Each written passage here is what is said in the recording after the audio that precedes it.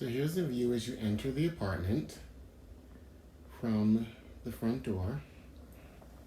As you can see, it's an open plan space in the great room.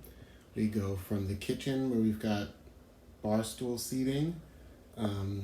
These bar stools, actually, you can find them at places like TJ Maxx or Marshall's. We actually got these secondhand. They came black, and we simply sprayed them blue and gold just to match the decor and make them make more sense in the space, which you will see in a moment. As you pan around, you notice that the apartment is well lit in the daytime. We've got really big windows, but lighting is still important. We've got sconces on the walls, we've got table lights, we've got a standing floor light, and then we've got some desk lighting for task lighting. There aren't any ceiling fixtures here, and because the ceilings are relatively low, it just really wasn't appropriate to hang something like a lantern or a chandelier in the middle of the space, even over the dining area, which we'll take a closer look at in just a second. Panning around, you can see we've got additional seating. We've got a dining and office area. And then we've got the TV station. We'll talk about those elements in just a bit. And you can see we've got some sculptural elements and a floor light. One of my favorite aspects of this space, actually, and it was the jumping off point. It's not our dog Wilbur. Say hi, Wilbur. But it's actually this rug. This rug is sort of an updated, more modern take on an Indian textile, or even sort of like a Persian-esque type of rug, just with the repetitive symmetrical geometric shapes and multiple colors all working together, creating at the same time a super busy but also a fairly modern and consistent pattern that gives you a lot of different places that you can go. If this were a man's home, I could have put this exact same rug in and picked up on more blues and grays and cream colors. But since this is for my niece, you'll notice that we picked up on some of the softer, lighter tones, and the very colorful nature of it gave us lots of room to play with yellows and pinks and golds and chromes and things like that. One of the first pieces that we selected, my niece and I actually was earlier on in COVID and I wasn't here, so we did it over FaceTime video, but was this sectional sofa, which I actually love, but it's a really good example of how getting a statement piece isn't always necessary. This particular sofa was extremely affordable. I think she paid less than $500 for this sofa. You can see that it's a chaise. It is a full-sized apartment sofa, and it has a chaise attachment, the little lounge side here, over to the right. What I like about this, and what I always highly recommend, actually two things when it comes to sofas. One is never bother with a sleeper sofa, especially if you're in an apartment. They are exceedingly heavy. The bed that goes in them is never all that comfortable. You're better off just sleeping on the couch and finding a couch that's comfortable to sleep on, or getting an air mattress for your guests if you don't have a second bedroom or a guest space designated as a second room. And then also make sure that the sofa you choose is flexible. Sectionals are great.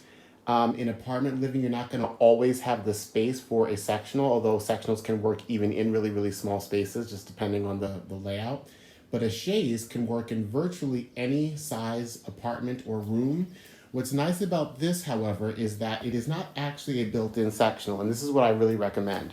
If you'll notice, we're working with a standard sofa that simply has an ottoman and a chaise cushion that goes on top of it. We also order, and I actually do this in my apartment, order a secondary backup cushion, like the center and the left cushions, so that as you change your layout, say seasonally, you can decide to go with just a standard sofa and eliminate the chaise, which would become really important for my niece once her baby is born and we've got to put more things like, you know, big swings and floor mats and pack and play stations and things like that, we're going to need the floor space.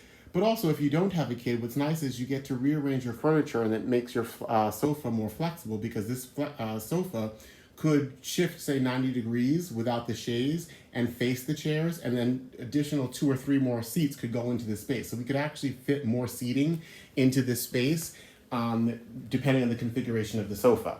But making a statement with the sofa, we went with a very neutral sort of dark charcoal, because that grounds the space. It gave us lots of opportunities to have contrast. We went with sort of muted, dusty pinks and yellows, because again, picking up on the rug, and then we'll talk about the window treatments a little bit later, we wanted things to relate without feeling, you know, bubblegum or juvenile. We wanted to have a fairly sophisticated color palette, but keeping it very, very feminine and fresh and modern. The idea here was sort of like a woman's tuxedo, was sort of the inspiration. But what you want to do is you want to layer in texture. So we've actually got a chenille pillow as our centerpiece. We've got just a standard cotton canvas, but with a cool muted take on a tribal pattern, just in a monochromatic or a duotone configuration. And then we've got much more plush velvet pillows. Both of the center and the outside pillows are in a dusty pink. And these pillows, if you can see behind here, they're actually the ones that came with the sofa. I generally don't recommend using the pillows that come with the sofa. Just go out and select ones that are actually nice. These pillows were actually hideous, but they came with a second side that was the same color as the sofa itself. So it actually gave us a nice base point. So it allows us to push the pillows forward without having to have a ton of extra pillows on the couch. So you can actually sit down on this couch without removing the pillows if you're one person, or with just removing 1 or 2 of them if there are more people sitting. But one of my favorite aspects of this couch is the way that we've softened it and taken it from something that could have looked very, very sort of masculine and could have made it feel a bit more contemporary than what we were looking for, is the addition of this animal skin style. It's not real fur throw. In fact, it's not actually a throw. This was a rug that my niece purchased. We were going to use it in the baby's room, but there's carpet in the bedroom, and it just wasn't going to work. So I had the idea to use it to add more texture, and it's super, super soft, and it's sort of fuzzy, and it gives us more textural components that adds another layer on this couch and making the statement. And it was a super, super cheap find. And that's another great tip and idea, is that things like rugs, smaller rugs especially, are very inexpensive. And they come in lots of colors, patterns, and textures, and they can be really, really interesting and cool ways to add dimension, to add texture, and to add interest to existing pieces. If you've got an old sofa that you're not in love with, one option is reupholstering. Another is to use those sort of fitted sofa covers, which can actually get pretty expensive when you get more custom ones and ones that look very similar to an upholstery. But another great way to cover them up is to use different kinds of throws, and using rugs as throws as well. You could also cover seats with them and leave the back open, or vice versa. So that's another interesting tip and things you might want to consider. Symmetry is important, but so is asymmetry. So as you'll notice here, we're very, very symmetrical in the way that we've laid out the pillows, but a chaise lounge style sofa is in itself asymmetrical. So we want to repeat that. So we've got very symmetrical things like the duplicative table lamps that we've used. But if you'll notice, we've actually got very different side tables on either end of the sofa.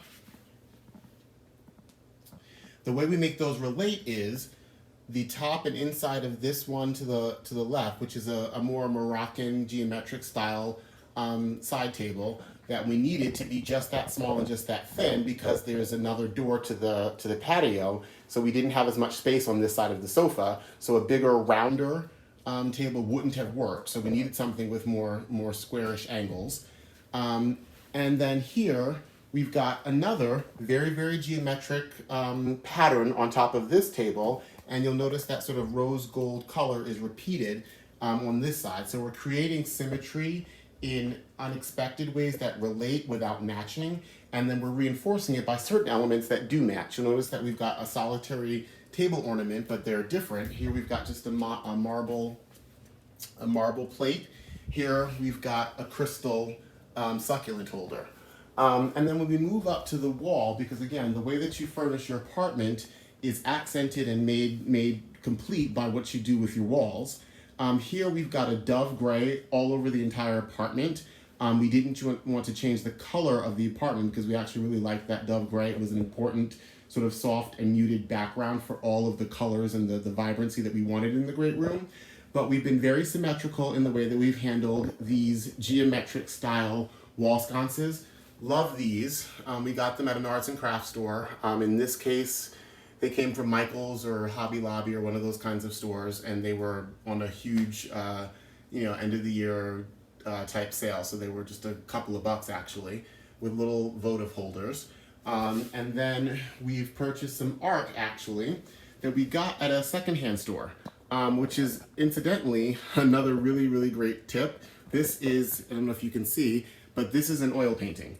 And the thing that we liked the most about it was the frame. I love the way that the frame was super ornate and that it was solid wood and hand carved. So it's completely different all around the framing. So if you were to purchase a frame like that, it would be super expensive before you even put any art in it. And it's a very sort of like traditional, old-fashioned kind of a frame style, which I like to juxtapose and contrast with the more contemporary and modern, even mid-century touches that you're going to see throughout the rest of the room. So it was nice to have that moment, and especially given that it was in a wood color and wood texture, it adds a little bit of warmth and subtlety and grounds the space as well from above. But we're keeping things symmetrical here because we're going fairly asymmetrical as we move over to the right of the sofa, and we'll talk about that in just a few minutes. Because the space is small, we didn't want to go with a conventional coffee table. We went with a coffee table ottoman. What's nice about this, of course, is that it's got storage, and since my niece is going to be a mother very soon, you just simply cannot have too much storage. In this case, it opens up, and we keep things like a TV tray, the remotes, and the blankets and stuff that people who are crashing on your sofa, like I am right now, can use. And also, it's mobile, so we can move it and configure it in any way we want. We can move it out of the way. When the baby comes, we need the rug space. We can move this to the side very, very easily. And of course, it's additional seating. Then we've got another one of my favorite moments. We're playing more off of the colors of the rug. We're making the apartment feel special and feel luxe by having these velvet chairs, these velvet side chairs. And if you'll notice, they've got a gold embellished chrome legs. And you'll see that there's lots of touches of gold like we had in the lamps that we looked at the side tables. So we're repeating color themes, and we're repeating the symmetry and duplicativeness. And one of the nice aspects of this, and an important thing to consider when you're working with multiple complementary colors, is that you want to ground them with things like black and white. You'll see lots of white and lots of black and white throughout the space. On the sofa, we've got a black and white geometric throw that wraps the chaise, and then we're coming over here with two geometric throw pillows that we've got in the chairs. That helps both create a relationship between the sofa and the chairs, beyond just the conversational setup, but it creates a color story and a relationship between those two things, and it also tames down things like the hot pink that's in that basket, the bright, vibrant yellow or goldenrod, I guess is the technical name of this particular color. And because it's pattern on pattern, it creates a busyness that is unexpected and somewhat exciting between the rug and the throw pillows, but it doesn't compete with any of the other patterns going on. Because it's in black and white, it helps it to recede and calm down a little bit from the color explosion, which continues as we go to the back wall. It's a relatively small apartment, not a lot of space, so figuring out solutions for all of the things that she needed was important. Things like getting in actual, real dining was important, as well as office space. So here in front of what you can see are very large picture windows, which we've actually made bigger by taking the rods all the way up to the ceiling and bringing them all the way down to the floor. And we've done this again in a super plush golden velvet, which is really, really nice, really, really heavy. It's going to be warm for fall and winter. But we've then contrasted that by really, really soft, billowy center shears. In this case, these shears, which are a very sort of summery touch, these shears we got for like $3 a piece. The drapes themselves are not custom. These are off the rack. I believe they were from IKEA for less than $60.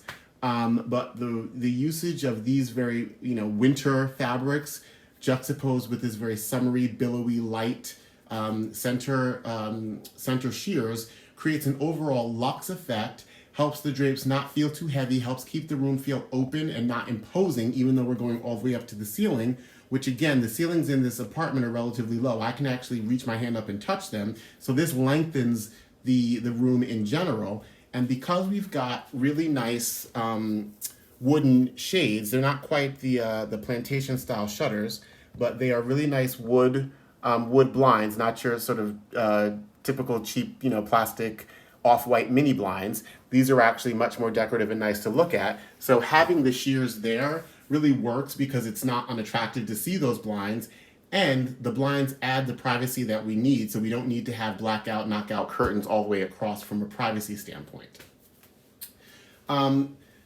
The window framing is really, really nice because it helps us create designated areas and vignettes. The dining table was another really good find. We actually got this at IKEA. It was on discontinued clearance, so the table itself was like $50. And again, because we're going with so much color, because we're going with a lot of sort of modern touches, I wanted something that felt a little bit more formal. And I like the way that the legs do that. I like the way that the inset pattern works and gives it a little bit of formality, a little bit of intricacy. And I like the tapered leg that relates to some of the mid-century touches and feels that we're trying to do throughout the apartment without feeling too on the nose mid-century. And then the wood grain, again, warming up and taking a lot of the industrial touches that we have with the metals, the gold and the copper and things like that, and making them feel warm and helping to create the overall homey feeling. But things like our centerpiece light, because we don't have an overhead fixture, we're going with a light in the center of the table, and we've used a chrome base. That's actually just a top for a big candle that my niece bought a long time ago that I took and used as a base for what used to be her childhood bedroom lamp that she had on an end table in her room when she was still living at home. And we've turned it into what I think is a fairly sophisticated centerpiece treatment. Setting the table is a really nice way to just make your dining table look more fancy or formal. If you didn't want to set the table, you could actually tablescape it more with plants and other things and only bring out your dishes when you wanted to eat.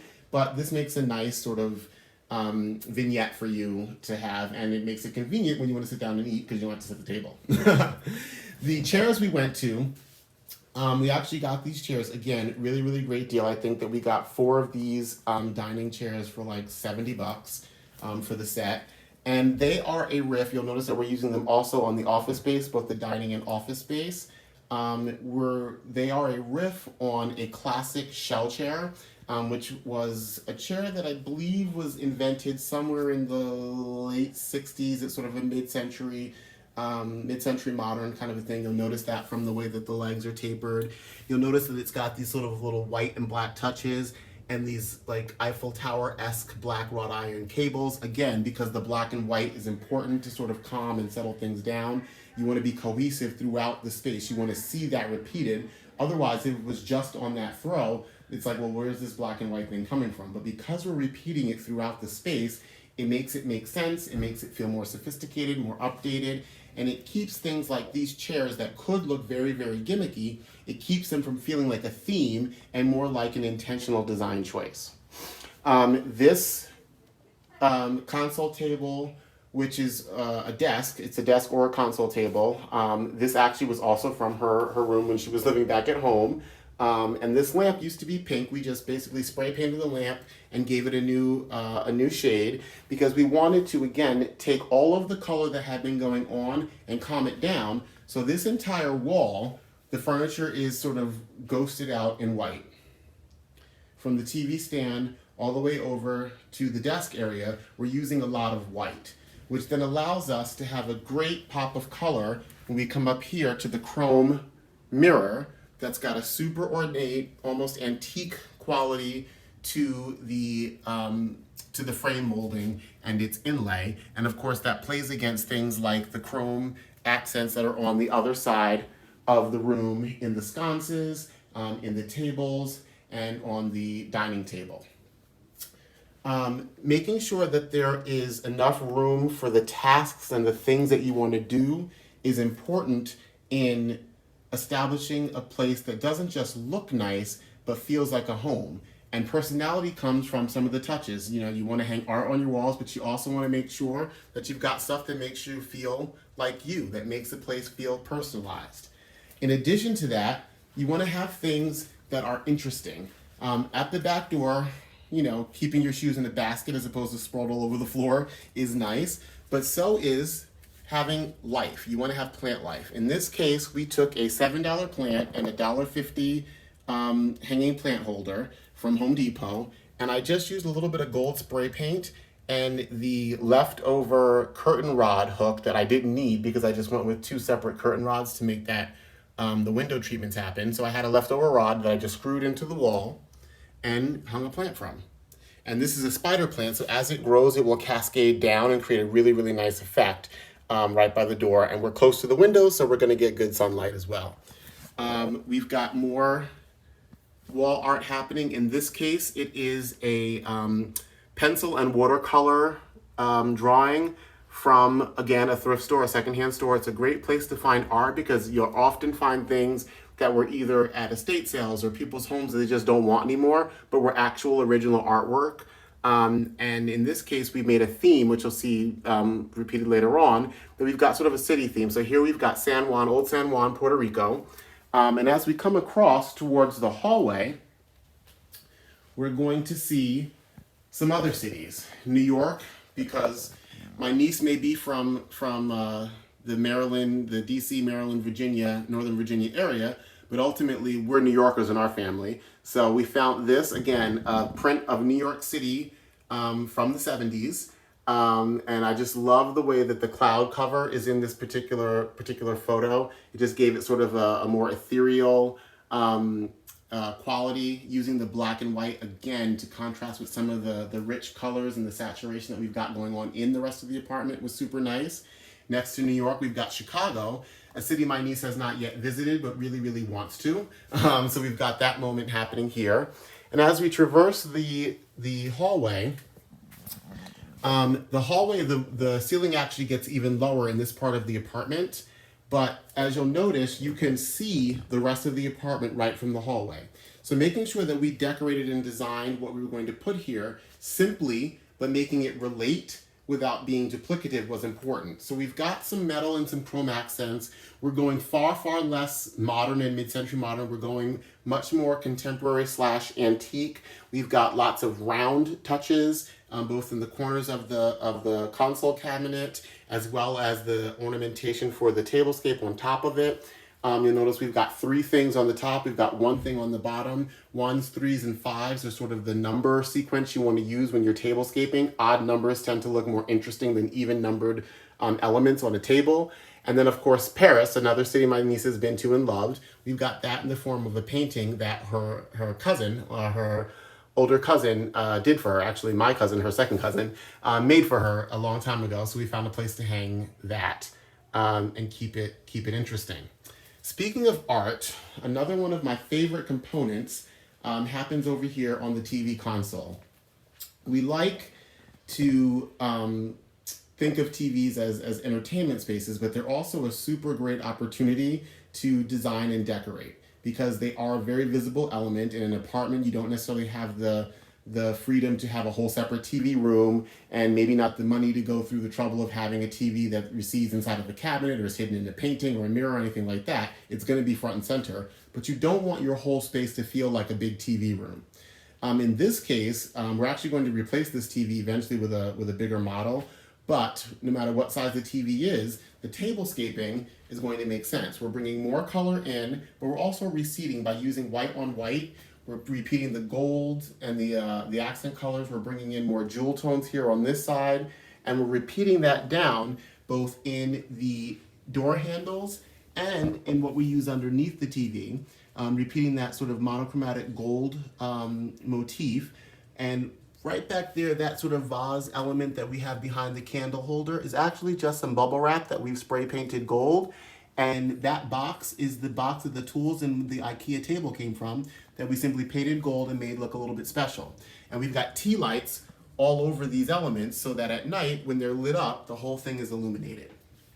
On this side of the TV, we've got an art piece that I actually made from found objects.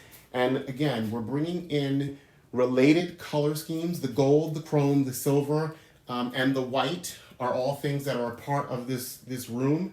But instead of the more feminine, more ethereal, more modern and contemporary touches that we've been doing, this is a decidedly industrial piece of art and conversation piece that we've got in the room again to create balance between masculine and feminine energies from a visual and design standpoint.